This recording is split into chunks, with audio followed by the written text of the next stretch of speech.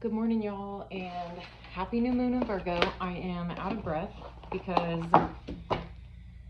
my kids are back in school, and I have started exercising each morning. I go for a mile walk as soon as I drop them off, and it has just been so hot and humid each morning because we live in Oklahoma, so it's just horrible. But this morning, it was actually like very enjoyable. It was like 72 degrees, and it was kind of, there was a nice breeze. It was good, and I actually felt myself like almost getting back in shape, if that makes sense. Like, we've had such a long summer of just resting and recharging and being present with each other. I haven't really been exercising. My body is like telling me that. But today I was walking, and it felt like it was getting easier. And I'm like, okay, this is what I need to be doing. But then I've been cleaning and doing everything else, so I'm like out of breath. So bear with me. We're gonna do a collective reading.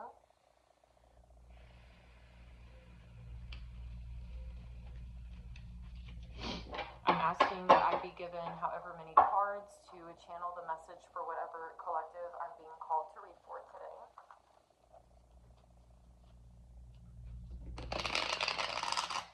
Remember, if you don't like the ASMR of me shuffling and talking to you while I'm shuffling and actually shuffling the cards and stuff, fast forward until I start doing the reading. You ain't gonna hurt my feelings. But those of you who sit and like listen to my chaos, thank you. I enjoy it. Make sure you're subscribed so you can stay up to date, because I do a collective reading for every full moon and every new moon. And we're about to enter eclipse season after this new moon. We'll start with our next full moon. Remember, collective readings are not going to resonate with everybody. Collective readings will be different. Almost every single collective reading I do seems to be for a different collective. So please keep that in mind. If something doesn't feel like, even if it feels like it fits at first, and then like you get deeper into the reading and you're like, okay, that has like literally nothing to do with me, let it go. It ain't for you. If it fits where you're at and it genuinely fits, listen to it, take it. I also like to remind people that collective readings are not, or not collective readings, but tarot and oracle readings in general are not bad. Sometimes people can view them as negative, especially if it gives them a message that they don't want to hear, but it's basically your perspective. Because any message from the divine is meant to heal you and help you grow and evolve and move forward, and that alone is positive. So if you have the right perspective, and if you're open-minded and you're open to receiving the message, then it will be good for you. Remember, for new moons, well, all moon phases, I used to, my advice for people is to do what works for you, especially when working with like spirituality, astrology, and divination, whether it be crystals, whatever it is. Originally, I would only charge my crystals on new moons, just because like full moons are literally for purging and releasing and clearing, and new moons are for taking action and actually doing the work to change what needs to be changed. But here lately, I've started getting comfortable with working with both moons in the same way, if that makes sense. Even though like they have like different meanings, there's different practices you can do. I do advise new moons, they are a time for action. Those like new moons are the time to actually get up and apply the lessons you learned from like the last full moon and stuff. It's time to get up, put your effort in, like make game plans, sit down, and what's your goal? What do you want to manifest? Who do you want to be? What kind of life do you want to live? What kind of effect do you want to have on the people around you? Stuff like that. New moons are a good time to take that action, put the effort in, and get to work. Remember, if you want to know how a new moon or full moon is going to affect you directly, the best advice that I have for that is to check your natal chart. If you haven't done that, I use AstroSeek. You can enter your name, like your birthday, the time you were born. You want to have the time you were born, but if you don't, it doesn't, you can still do it without your time of birth, because some people don't know what time they were born. And I've actually learned that like older people, a lot of their birth certificates don't give them the time that they were born, and that's kind of crazy to me. But so it makes it a little harder. But even if you don't have the time you were born, you can still do a natal chart for your birthday, and it's going to be almost completely accurate. There may be like some degrees that are different, but other than that, it's pretty accurate.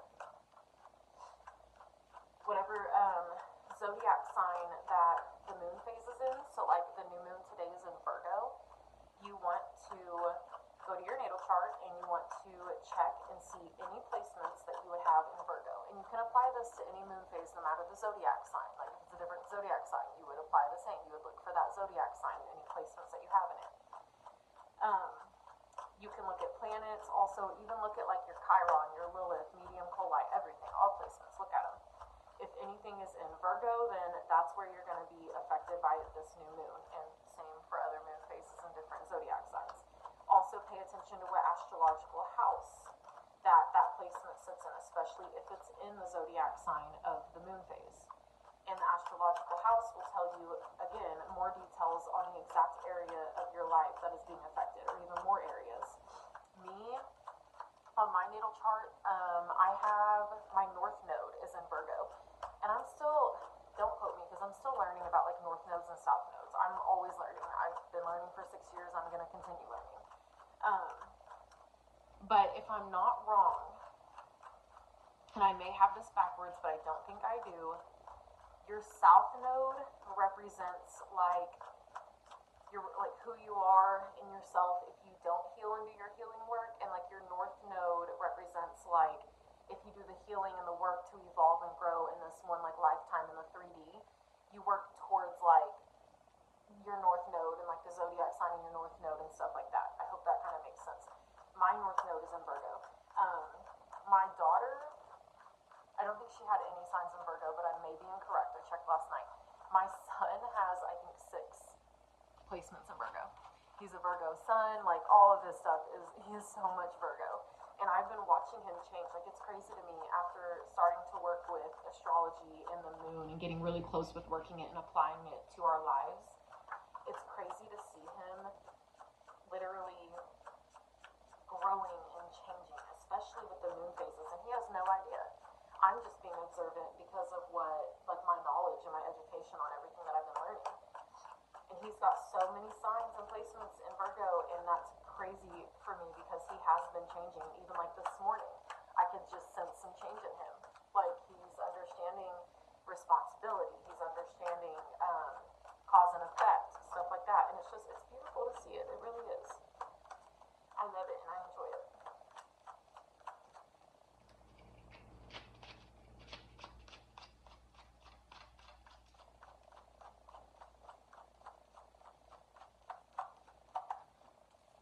I didn't ask for any certain number of cards. We are just asking for whatever cards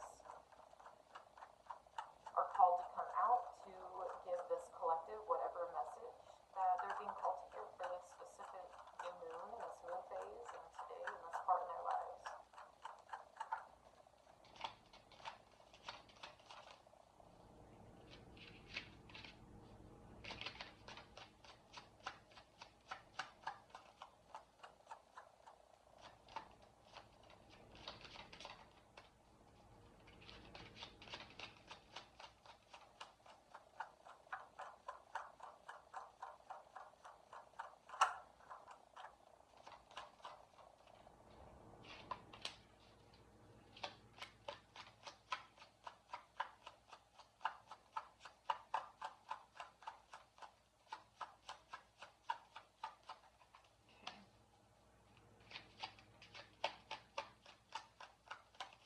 This is already an interesting reading because the first card gives me like the energy of this collective is growing, wants to grow, wants to change what needs to be changed, wants to evolve. But then we have like Temperance and the Creatrix in reverse and Three of Cups in reverse, and those are kind of giving me some energy of maybe obstacles that this collective is facing. I think that's all we're being called to receive. Maybe not.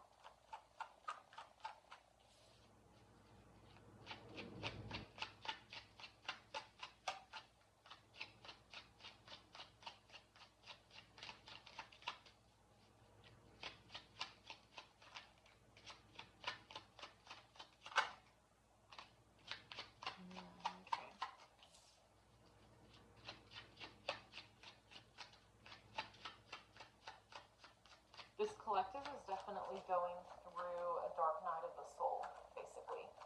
Which, in other words, you can view that kind of like a spiritual awakening in a sense, but this is kind of I view the dark night of the soul as the phase after a spiritual awakening, in my own opinion. It's like you have your spiritual awakening and you understand, like, you start to see things for what they are, see what needs to be changed, see beliefs you need to change. But in doing so, like in actually embarking on that journey to heal yourself and grow and evolve, it becomes a dark night of the soul, because as you do that, you're going to learn that majority of the people, places, and things that were connected to you with your past version do not want to see you grow and change into this new version. Therefore, they're not willing to go with you. So you're probably like losing a lot of like people, relationships, connections. You're kind of realizing that they don't match up with your beliefs or what you want to stand for, your morals in a sense. And you're understanding that what's best for you is to step away and get that energy away from you, so you can actually embody healthier energy, so you can grow and evolve. And it becomes like a dark night of the soul, because you understand that these journeys, like when you are actually wanting to grow and evolve, more like 9 times out of 10 you're doing it by yourself. You may find some people like along your journey who kind of just give you like a little bit of support, or like a for like just some unconditional love and grace like as you pass them. And those are kind of like synchronicities. Like those are kind of like your angels or your ancestors coming through to say, hey, this is what you're supposed to be doing. You're on the right path. Keep going, even though it's hard, even though it's dark, okay? So keep that in mind. The first card we have is Nine of Swords. The Nine of Swords represents depression and overwhelming difficulties and the fact that they can lead to despair, but it is in reverse. And in reverse, it represents the beginning of recovery, having patience, and understanding that there is a promise of a new day ahead of you.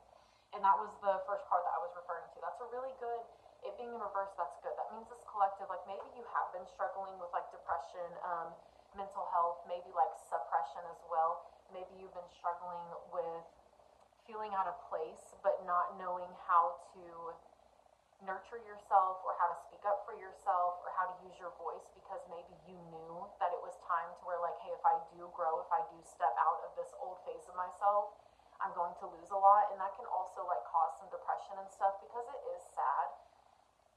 But there are ways to get out of that. And now like this collective, you're seeing that and you're wanting to recover from the past. You're wanting to recover from who you were in the past, your beliefs in the past, your habits in the past.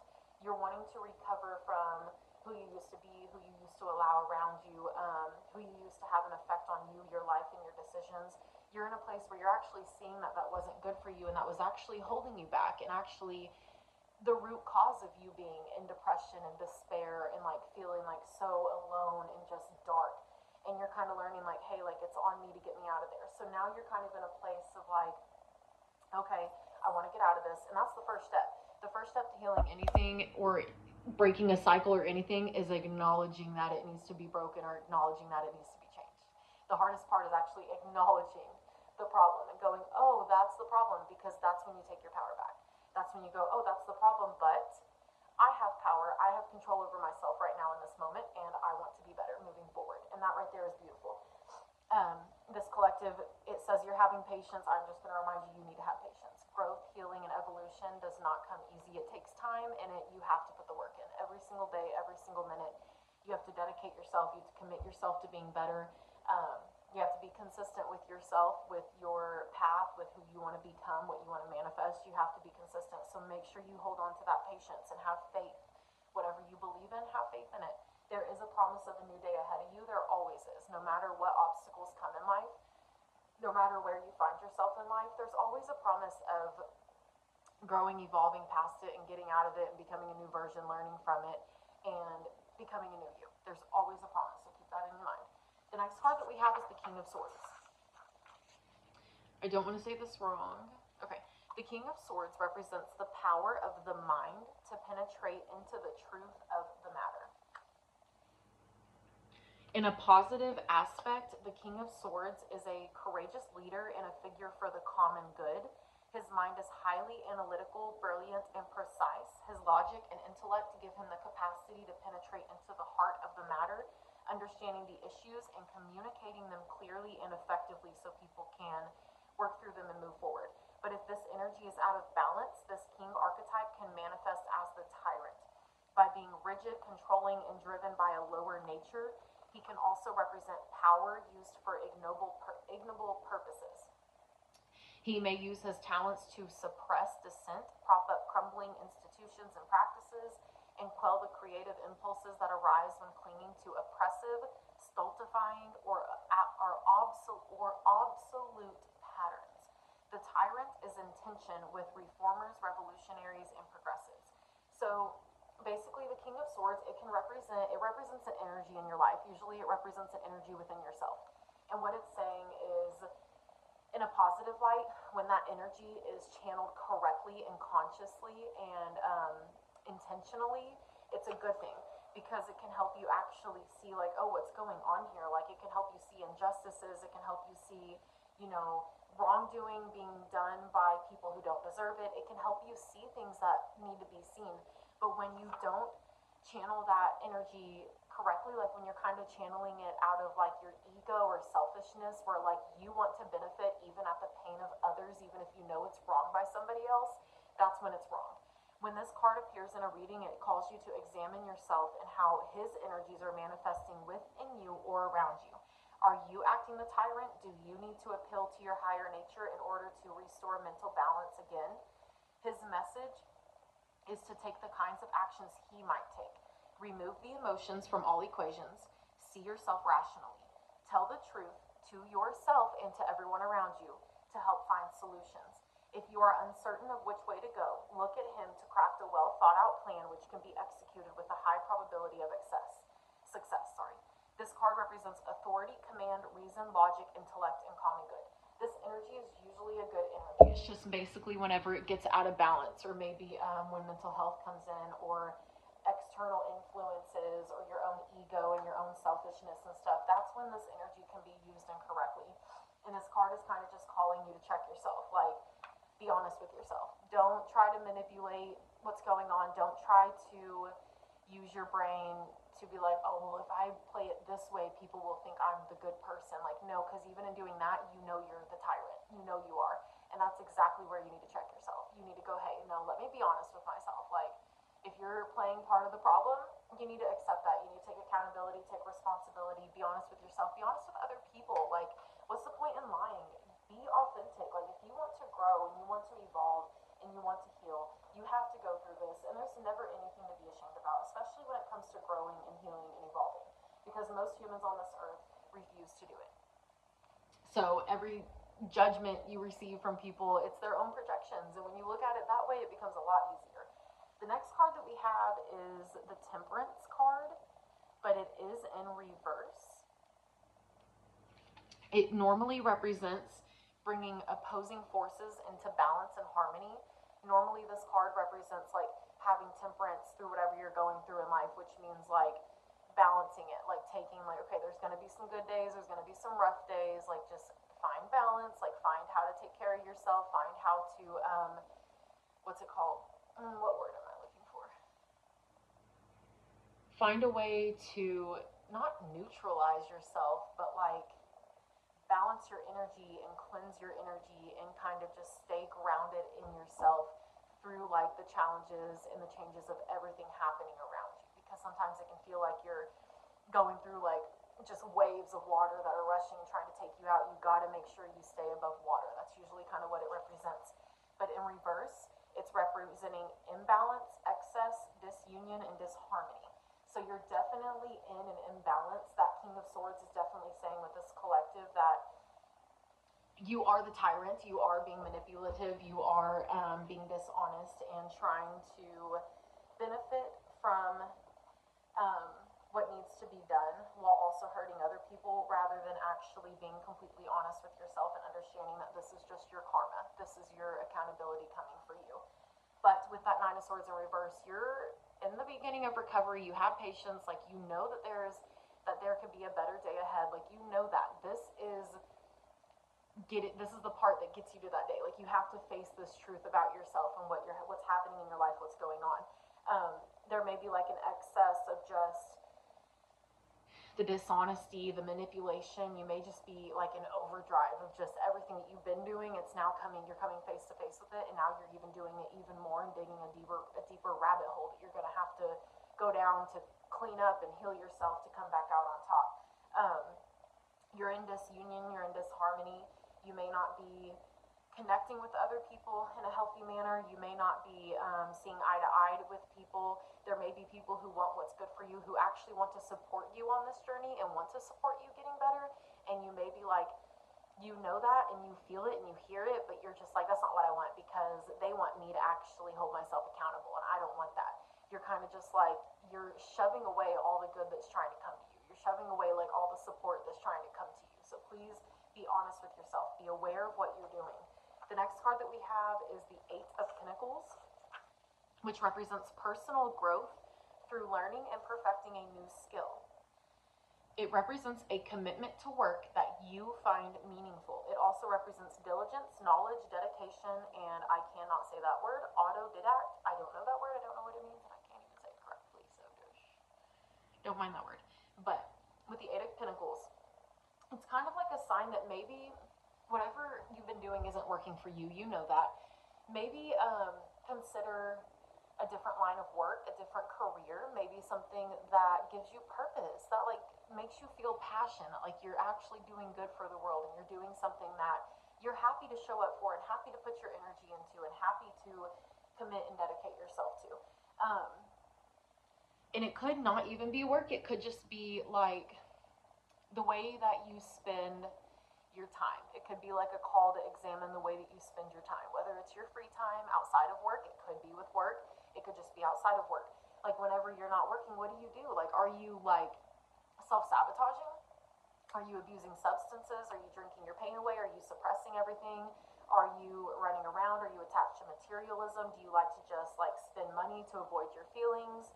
Like, what are you doing? Like, how are you spending your time and energy? Because when you look at how you're spending it, you're going to understand that that energy you're putting out is what's coming back to you, and that's probably why you're battling this depression and mental health and all these issues and all this accountability, because you've been suppressing, and you think like, oh, if I suppress and I just do whatever I want, I'm going to have a good life. It's not how it happens. Energy is real. Karma is real. What you put out comes back to you tenfold in due time.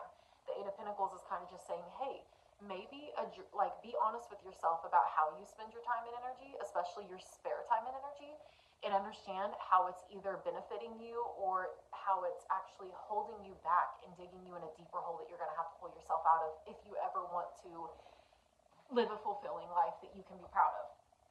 And it could also be a sign to replace things. So maybe in your spare time, use your time gossiping, spreading rumors, talking about other people rather than facing yourself. You're instead talking about other people. Maybe replace that with a new skill. Pick up a hobby. Or maybe you abuse substances. Maybe you run around just avoiding all accountability. Maybe stop doing that and pick something healthy up. Replace it with a new hobby or a skill. That could be like, start playing an instrument. Learn to play an instrument. Learn to crochet. Learn to knit. Start doing art. Art can be anything. You can literally create music. You can just sing in your free time. You can paint, draw. Nothing has to be perfect. Art is not meant to be perfect. Art is meant to literally be an expression of yourself and what you're feeling in the moment. And it can be very healing. So keep that in mind. The next card that we have is the Page of Cups. The Page of Cups represents a sensitive soul imparting messages from the heart. The Page of Cups is indicative of receiving a sensitive message. It may bubble up from your subconscious or come from the outside world. The spirit of the Page of Cups is creative in imparting their uplifting message and will use any means necessary to reach you when you need support. It may also indicate the presence of your muse and foretell of inspiration, ideas, and new concepts that are coming your way. This is especially helpful if you're an artist or creator of any kind. The message of this card is that you are supported and all the help you need is available to you. Listen and look for what you seek with a willing heart. It represents gentle and quiet disposition, being sensitive, dreamy, emotional message and encouragement. So basically, like the Page of Cups, the way that I like to view this card is kind of like your spirit guides, your ancestors, your angels, the people who are here to help you and help to give you synchronicities, help to give you messages. And that could literally be that. Like, it's the Page of Cups represents messages coming into you to try to help you through this time. And the way that I like to view those messages is synchronicities. Whatever you believe in. It could be angel numbers. It could be, spiritual meanings of animals. It could be spiritual meanings of things that you see or come across.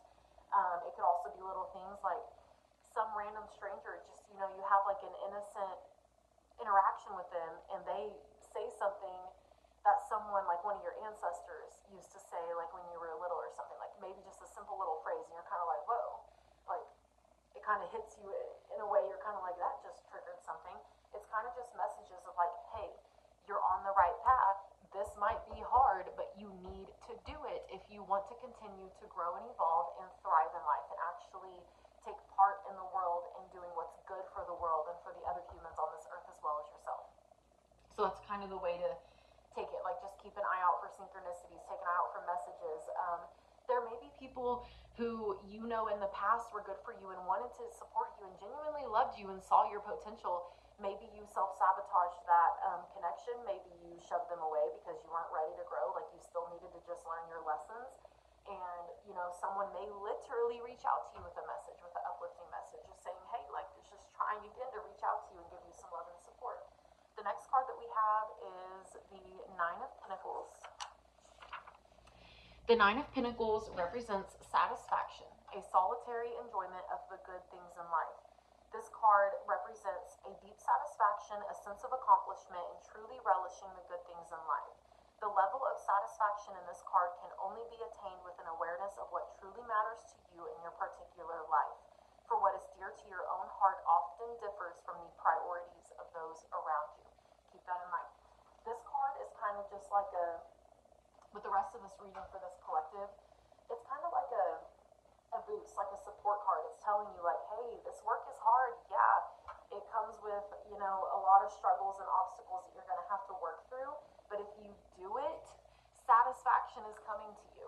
Like, you need to find what your passion is and what you want to bring into the world, the energy you want to give to the world, the energy you want to give to people around you, how you want to help benefit others as well as benefiting yourself. This card encourages you to look to your own life, inquiring if you are enjoying the good things that are present. It's kind of like a reminder to be grateful every single day. Because if you want abundance, if you want health, if you want wealth, if you want happiness and, you know, peace and, you know, just living a beautiful life, you have to be grateful for what you already have to work with in the present moment. You have to be grateful for that. Because even when you feel like you're at rock bottom, you're not. Rock bottom is not a thing. Even when you feel like you're there, you still have everything inside of you to get you to where you want to be and need to be. And that also goes for like any resources you have around you. Even if it feels like you have none, or if it feels like there's scars, or maybe it feels like you have literally nothing to lean on, you still have something and you need to address it and you need to be grateful for everything you can be grateful for. And my best advice for that is every day, write a list. List down 10 things you're grateful for. If you don't have 10 things, write down 5 things you're grateful for every day. You can do that in the morning or you can do that at the end of the day. Either works. This card says that yes, life is sweeter when shared and we all deserve love and companionship. However, there is a time and place for everything, and you need to consider that there are blessings in solitude as well. Periods of peace and quiet can bring us closer to ourselves, and there is a freedom in being content with one's own company. It represents refinement, self-reliance, achievement, and enjoyment.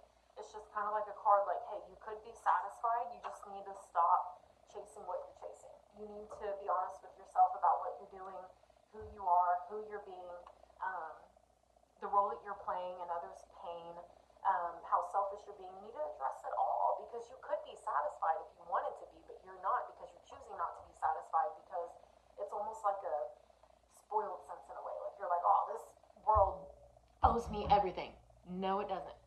Nope, not real. The next card that we have is the Three of Cups, and it's in reverse. The Three of Cups represents coming to successful conclusions, and it represents a time for merriment and community celebration. So basically, like, it usually represents like being celebrated by those around you because people see you're wanting to be better, but it's a reverse. That represents unhealthy competition, canceled celebrations, isolation, and being a third wheel in a sense to people around you. For some reason, this collective, like, you want to be satisfied, but you have to do this work. Like, if you don't do this work that you're being called to do, you're just repeating your cycle. You're just going to keep going cycle. Like, this is the cycle that needs to be broken. Break it. And with Three of Cups in reverse, you may, like, you know that there's some healthy community, or you've had healthy community before, and you're like sabotaging it. Because in a sense, like your ego is so fucking big that you're letting it drive you. You're letting it drive your decisions, your emotions. Like, you're letting it drive everything. You're just being like egotistical and selfish. And you're kind of in a place of like every single person you come in contact with, you're viewing them as competition. Like, you're viewing them, you're comparing yourself to them, and then you're getting egotistical, like, oh, I'm better than them, I'm gonna prove it to them. When in reality, you're literally wasting your time and sabotaging yourself.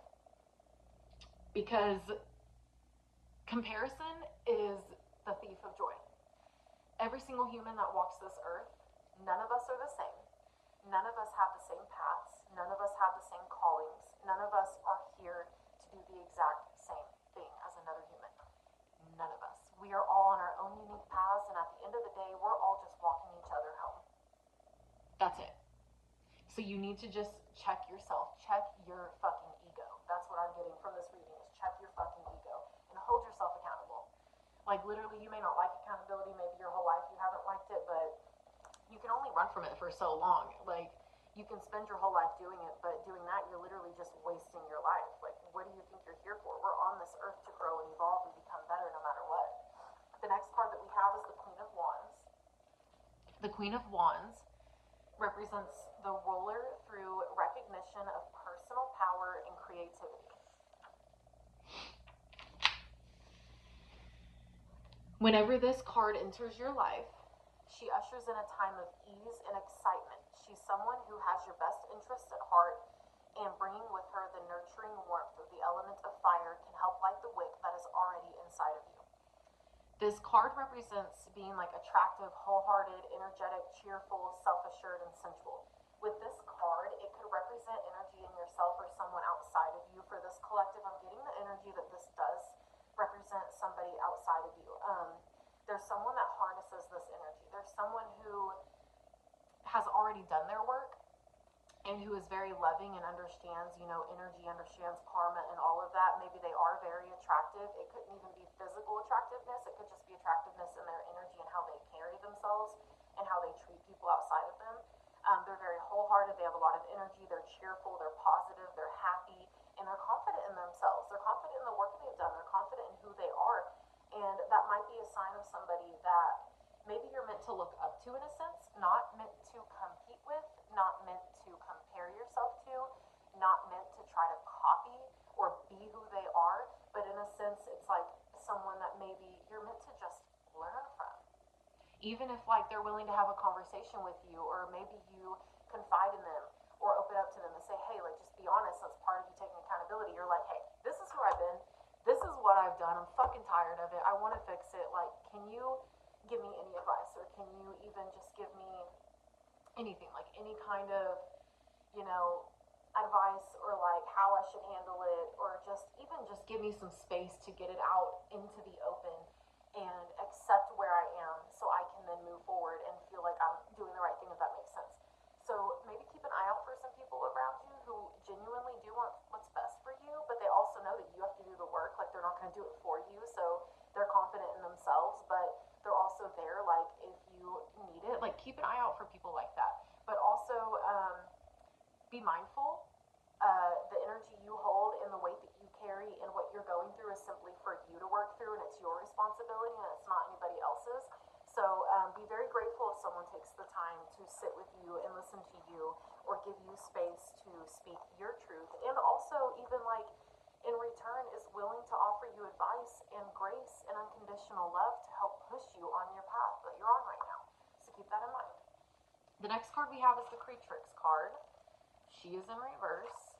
She normally represents focused flow of creative energy in order to manifest on the physical plane.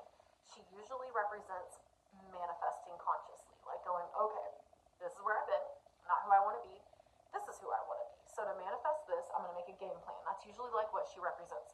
In reverse, she represents sorcery, manipulation, abuse of power, destruction, and incompetence. The word sorcery, I do want to mention this.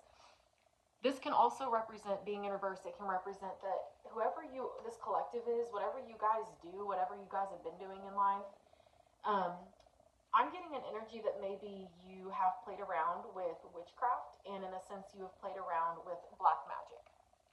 That's the kind of sense I'm getting. Please remember that witchcraft is real and witchcraft is okay, but don't forget that energy real is real and karma is real. So whatever you put into the universe is going to come back to you tenfold at due time. And no human on this earth has a right to control another's destiny, to control another's life, or to affect it in a harmful manner for their own selfish gain. Keep that in mind. If you have found yourself practicing witchcraft on somebody in a sense of competition or in a sense of selfishness or in a sense of trying to cause harm to them because you don't want them to grow past you, or you don't want like people to like them more than they like you in a sense, you really need to check yourself. Because when it comes to witchcraft and specifically black magic, any harm or negative energies that you choose to consciously send to another human being, no matter what harm they've done to you, that energy is going to come back to you tenfold. You have no right to send any of that kind of energy to another human or to try to have control over their destiny or their life or their path, even if they've done wrong by you in any sense. You have no right. Any energy that you try to send them just to try to be selfish or egotistical or cause harm, it's coming back to you tenfold when you're ready for it. So maybe like where you are in life, I'm getting a sense that maybe this collective, like maybe you're where you're at in life because you've been wishing it on other people, and it's coming back to you because you're learning that you don't have a right to do that.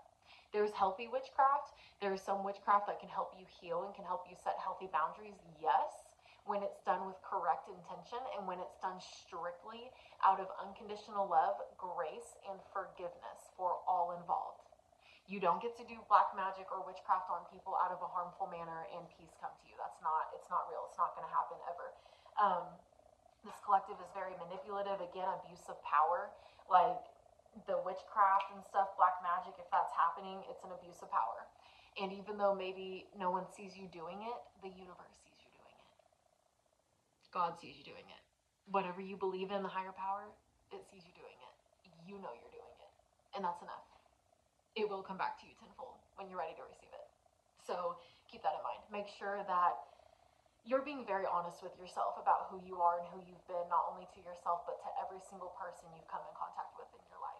And you can't sit and play pity me or victim mentality when actually where you are right now and what you're going through is a direct result of what you've tried to cause other people to go through. That's what this is. You've caused your own destruction. You're responsible for where you are right now and what you're facing. The next card that we have is Ten of Wands, and it is in reverse. The Ten of Wands represents being burdened by taking on more than you can handle. In reverse, it represents fear of responsibilities, a turning point, and problem solved. So basically what this card represents is maybe like, especially in the past, majority of your life, maybe majority of your adulthood, whatever it is, you've always just carried a lot of burdens. Like you're just like overextending yourself. Like you want to try so bad to egotistically prove to people that you're good, even though you know that you have not been being good, that you're literally just causing more harm and stress to yourself. You're overextending, like you're struggling yourself. You're burning yourself out at the cost of trying to prove something that's not true. And now you're in a place where you're understanding that like that's actually not healthy and it's not doing good for you. It's not healthy for us humans to carry every single ounce of weight that we can carry. That's not something to be applauded. And with society, that's been like a societal norm for like as long as I can fucking remember, and I'm only 27, but it's like it's a thing of history. Like everyone's like, oh, more responsibility means you have more power and you get more respect. Not real. That's just like what we've been taught in society, to literally dig ourselves in the grounds and kill ourselves earlier than we even need to die because we're not taking care of ourselves. With this card in reverse, like maybe you're understanding, maybe you're becoming afraid of responsibilities in a sense because you're realizing that you have taken on too much, and now you're kind of like, oh my gosh, like I'm already burnt out, and now like when more things are coming to you, you're like scared of them because you're like, oh my gosh, like if I take that on, what's gonna happen to me? Like, am I gonna be okay? You're understanding that you need to take care of yourself first at all costs. And you're having like that turning point where you're understanding like all these problems that you're going through, you've caused yourself. All these problems that you're going through are a direct result of who you've been and the energy you've been putting out. from like the past version of yourself or the version of yourself that you're trying to shed. And now you're kind of like, okay, maybe that's not what I want to do. And you have a right to change your mind. The last card that we have is the Moon card. And hold on. The Moon card represents when traveling through the dark night of the soul, trust in your dreams and your intuition rather than the logical mind to be your guide. When the Moon card appears, it points to a lot happening beneath the surface. It heralds a time of subtle changes and influences, uncertain circumstances, perhaps an emotional or mental trial. This could be a time in one's life where the darkest point is just before dawn. Sensitivity and empathy run at an all-time high. It's a dreamlike period of time which could easily transgress into a nightmare if one is not vigilant in how they manage their feelings.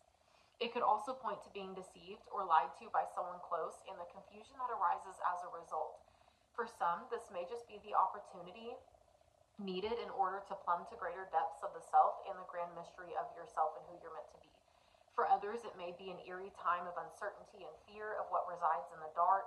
In order to make the most of this moment, you need to use the deep stirrings of the moon to move purposefully and perhaps in the process produce magical, beautiful, and compelling works of art, poetry, or music. Find something to pour the powerful mystical currents into, for the depths of this card are not meant to be contained. Like a tide of immense feeling, they are intended to flow. It represents creativity, mystery, depression, madness, escapism, and imagination. So this is the last card. The first card represented the Nine of Swords in reverse, which represented you were already in depression and you're now like, you're at the beginning of recovery. You're at the part where you're like, okay, I want out of this, and you're kind of trying to change your mindset. The Moon card is kind of like a confirmation that yes, you are in a dark night of the soul. And like I said, when you move through this, it's usually going to feel really dark because you're usually going to do it what feels like alone.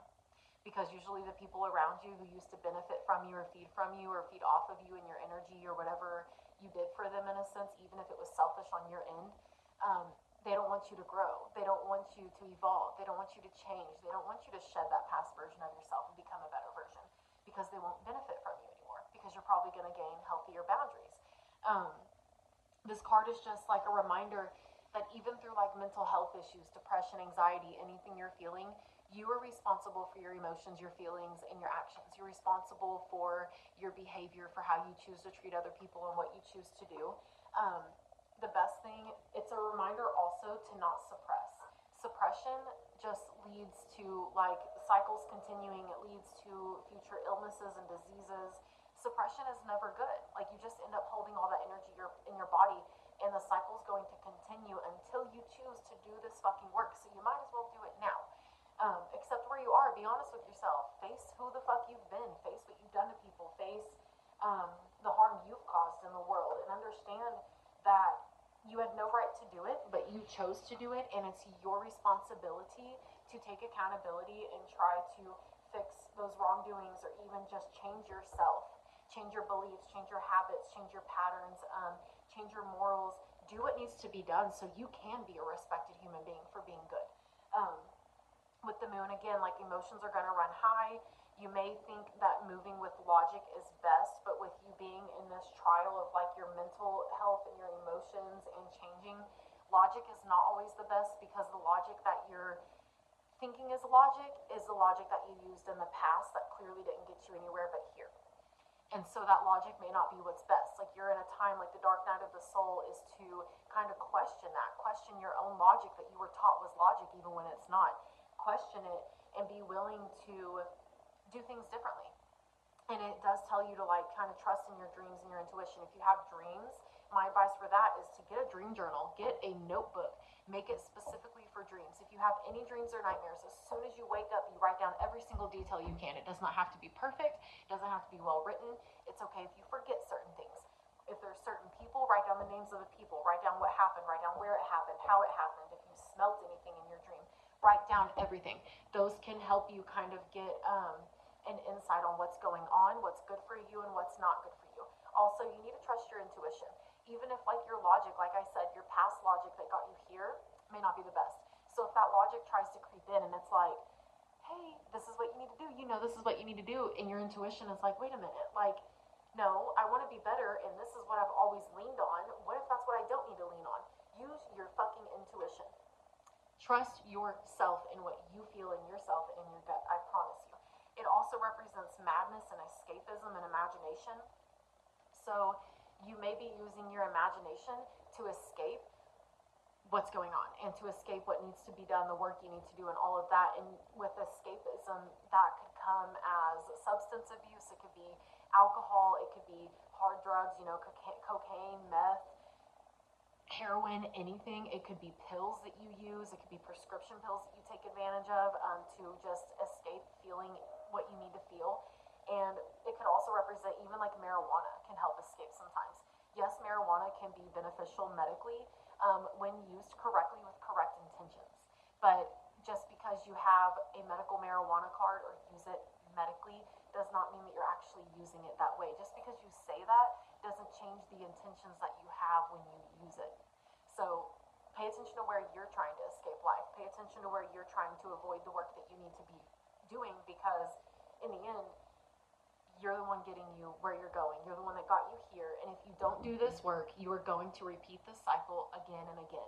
And if you have children, or if you ever plan to have children, you need to break this fucking cycle, because it may be a generational one. Maybe you came from generations who thought this behavior was okay. And you come from a family who just enabled it because family protects each other. No. Families should love each other enough to check each other and to say, hey, this is not healthy. Like, you need to be better. And family, should push you to be better and actually set boundaries and say, if you don't get better, you're not getting support from me. That's what families should do. Families should not enable, especially this stuff.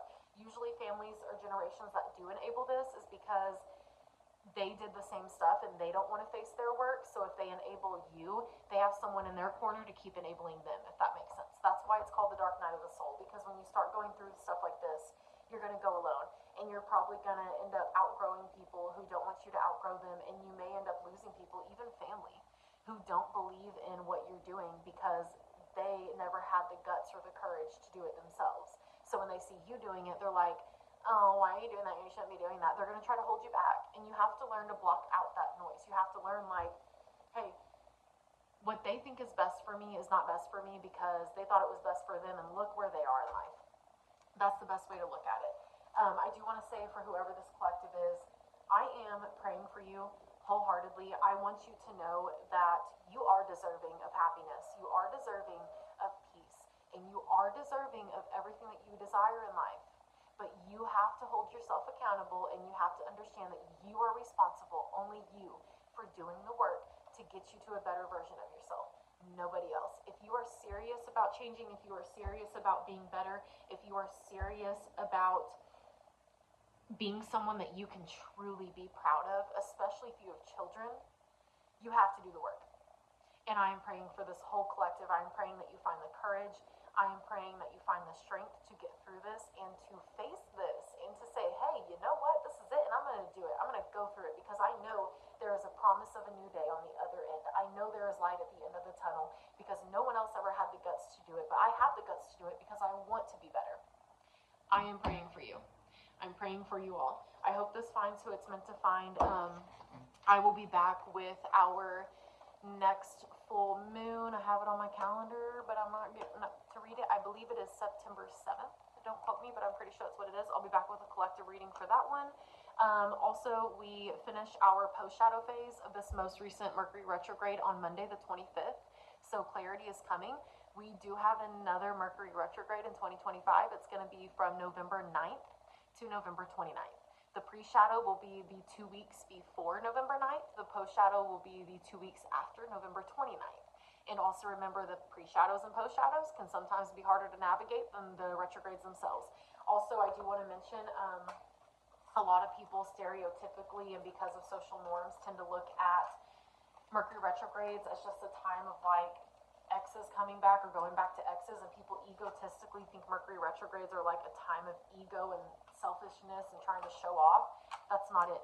Mercury retrogrades are a spiritual checkpoint. They come to check you and check your shit. They come to say, hey, who are you being? Who are you being in life? What energy are you coming out, or are you putting into the world? Because when a Mercury retrograde comes, that's when that energy is coming back to you tenfold.